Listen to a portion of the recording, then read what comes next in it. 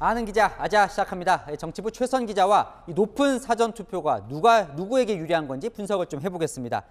비호감 대선이라더니 사전 투표 첫날이 역대 최고입니다. 시청자분이 이런 의견도 보내주셨어요. 높은 투표율은 좋은 일인데 다들 화가 나서 투표하러 가는 느낌이다. 이런 의견도 보내주셨는데 확실히 높았죠? 네, 준비한 사전 투표율 그래프를 보면서 설명드리겠습니다. 네. 시간이 갈수록 사전 투표율 점점 더 높아지는 모습입니다. 낮 12시 사전 투표율을 볼까요?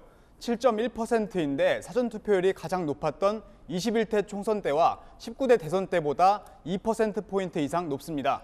그런데 오후 3시가 되자 4%포인트 안팎으로 격차를 더 벌리더니 오후 6시엔 17.6%로 19대 대선 때보다 5.9%포인트, 21대 총선 때보다 5.5%포인트나 높은 투표율을 기록했습니다. 상당히 높은 건데 조금 더 이제 들어가 보죠.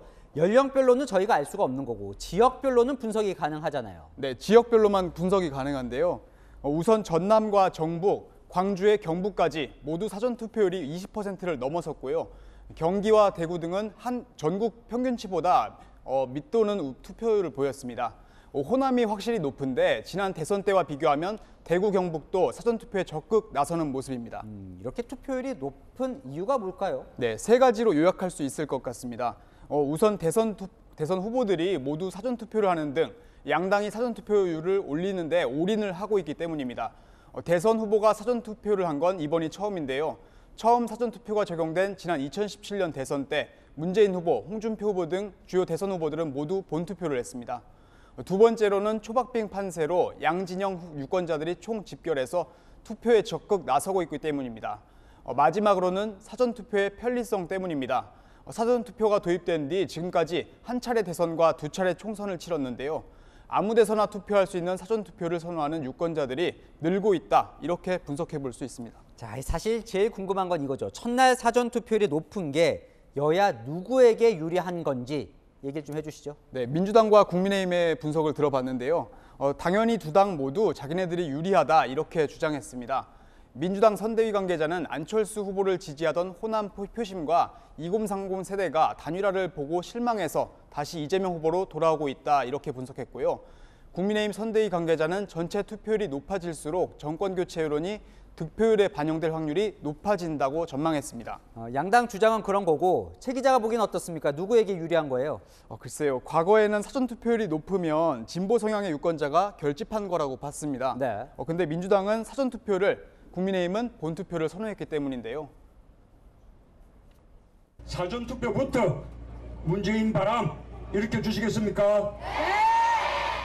사전 투표 25%면 정권 교체, 문재인 대통령 믿어도 되지 않겠습니까? 호남에서 지금 압도적으로 사전 투표를 했거든요. 그러면 우리 영남에서 가만히 있으면 안 되죠. 그것보다 더 투표율이 높아야죠. 하지만 이번 선거는 뚜껑을 열어봐야 알 것 같습니다. 민주당 핵심 관계자도 우리 쪽만이 아니라 국민의힘도 열심히 독려하는 바람에 누구한테 유리한지 알 수 없다고 했습니다. 네, 사실 앞서 전해드렸지만 이렇게 이 배우자 투표에도 관심이 쏠렸던 적이 없는데 김혜경 씨요, 오늘 한다고 알고 있었는데 이 본투표 때 한다고요?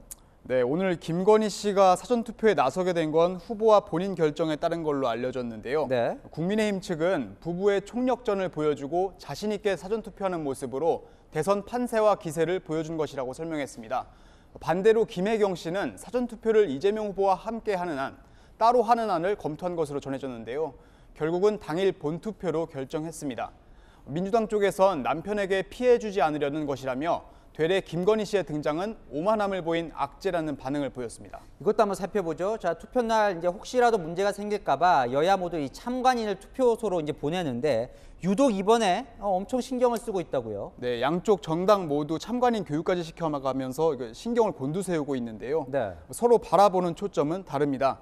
민주당은 박빙 선거가 예상되는 만큼 재검표 이슈가 생기는 상황을 차단하려고 하고 과거 주의사항 정도만 일러주던 국민의힘은 CCTV까지 설치해서 투표함 관리까지 하는 등 부정선거 차단에 힘쓰는 모습입니다. 네, 이 사전투표 홍보, 배우자 눈치 싸움, 참관인까지 박빙 선거라는 게 실감하게 되네요. 네, 지금까지 정치부 최선 기자였습니다.